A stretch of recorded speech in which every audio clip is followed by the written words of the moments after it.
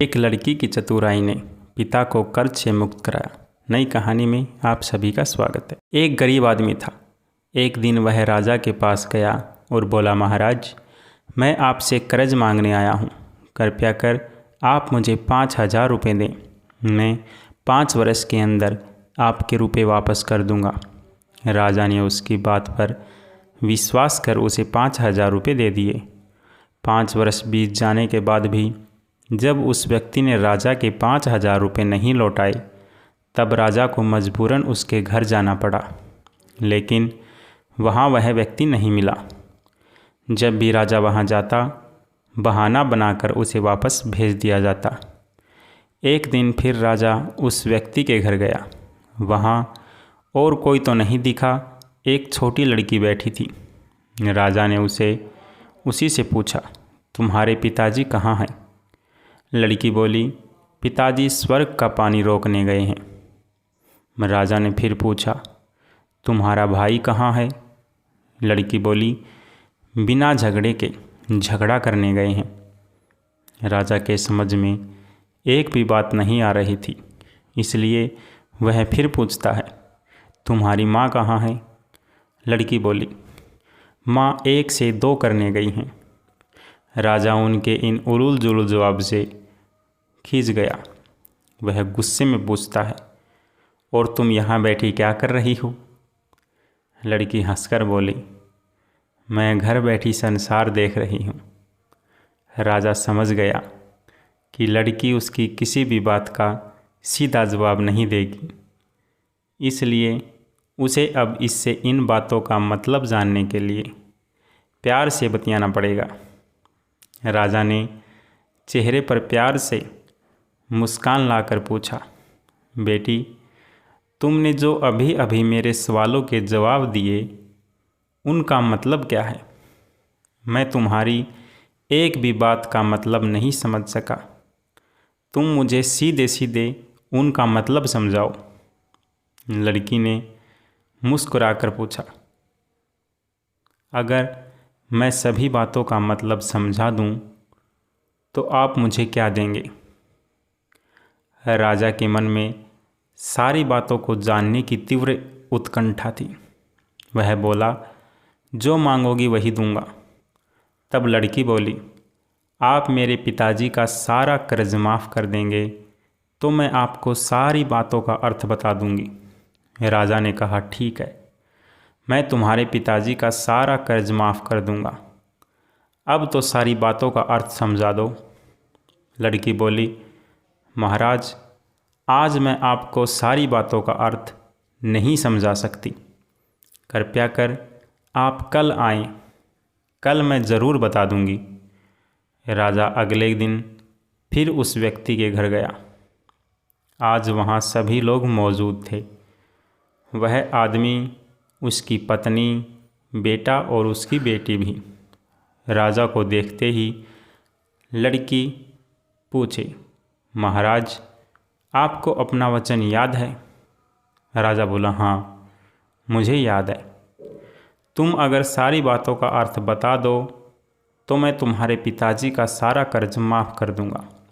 लड़की बोली, सबसे पहले मैंने यह कहा था कि पिताजी स्वर्ग का पानी रोकने गए हैं। इसका मतलब था कि वर्षा हो रही थी और हमारे घर की छत से पानी टपक रहा था। पिताजी पानी रोकने के लिए छत को बना रहे थे। यानी वर्षा का पानी आसमान से ही गिरता है, और हम लोग तो यही मानते हैं कि आसमान में ही स्वर्ग है। बस पहली बात का अर्थ यही है। दूसरी बात मैंने कही थी कि भैया बिना झगड़े के झगड़ा करने गए हैं। इसका मतलब था कि वे रेंगनी के कांटे को काटने गए थे।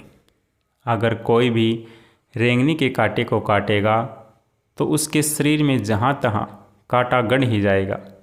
यानी झगड़ा नहीं करने पर भी झगड़ा होगा और शरीर पर खरोंचें आएंगी। राजा उसकी बातों से सहमत हो गया। वह मन ही मन उसकी चतुराई की प्रशंसा करने लगा।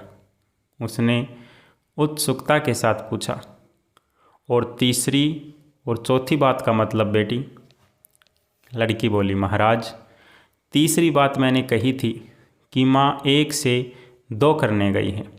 इसका मतलब था कि माँ अरहर दाल को पीसने यानी उसे 1 का 2 करने गई है। अगर साबुत दाल को पीसा जाए तो 1 दाने का 2 भाग हो जाता है, यानी यही था 1 का 2 करना। रही चौथी बात, तो उस समय मैं भात बना रही थी और उसमें से 1 चावल निकाल कर देख रही थी कि भात पूरी तरह पका है कि नहीं। इसका मतलब है कि मैं 1 चावल देखकर ही जान जाती कि पूरा चावल पका है कि नहीं, अर्थात चावल के संसार को मैं घर बैठी देख रही थी। यह कहकर लड़की चुप हो गई। राजा सारी बातों का अर्थ जान चुका था। उसे लड़की की बुद्धिमानी भरी बातों ने आश्चर्य में डाल दिया था। फिर राजा ने कहा, बेटी तुम तो बहुत चतुर हो, पर एक बात समझ में नहीं आई कि यह सारी बातें तो तुम मुझे कल भी बता सकती थी, फिर तुमने मुझे आज क्यों बुलाया? लड़की हंसकर बोली, मैं तो बता ही चुकी हूँ कि कल जब आप आए थे तो मैं भात बना रही थी। अगर मैं आपको अपनी बातों का मतलब समझाने लगती तो भात गीला हो जाता या जल जाता, तो माँ मुझे ज़रूर पीटती। फिर घर में कल कोई था भी नहीं। अगर मैं इनको बताती कि आपने कर्ज माफ़ कर दिया है तो ये मेरी बात का विश्वास नहीं करते। आज स्वयं आपके मुंह से सुनकर कि आपने कर्ज माफ़ कर दिया है, जहाँ इन्हें विश्वास हो जाएगा वहीं खुशी भी होगी। राजा लड़की की बात सुनकर बहुत ही प्रसन्न हुआ। उसने अपने गले से मोतियों की माला निकाल उसे देते हुए कहा, बेटी यह लो अपनी चतुराई का पुरस्कार। तुम्हारे पिताजी का कर्ज तो मैं माफ़ कर ही चुका हूँ। अब तुम्हें या तुम्हारे घर वालों को मुझसे बहाना नहीं बनाना पड़ेगा। अब तुम लोग निश्चिंत होकर रहो। अगर फिर कभी किसी चीज़ की ज़रूरत हो तो बेझिझक होकर मुझसे कहना। इतना कहकर राजा लड़की को आशीर्वाद देकर चला गया। लड़की के घर वालों ने उसे खुशी से गले लगा लिया। नमस्कार मेरे प्यारे दोस्तों, आपको यह छोटी सी कहानी कैसी लगी कृपया करके कमेंट बॉक्स में ज़रूर बताएं। तब तक के लिए आप सभी का बहुत बहुत धन्यवाद।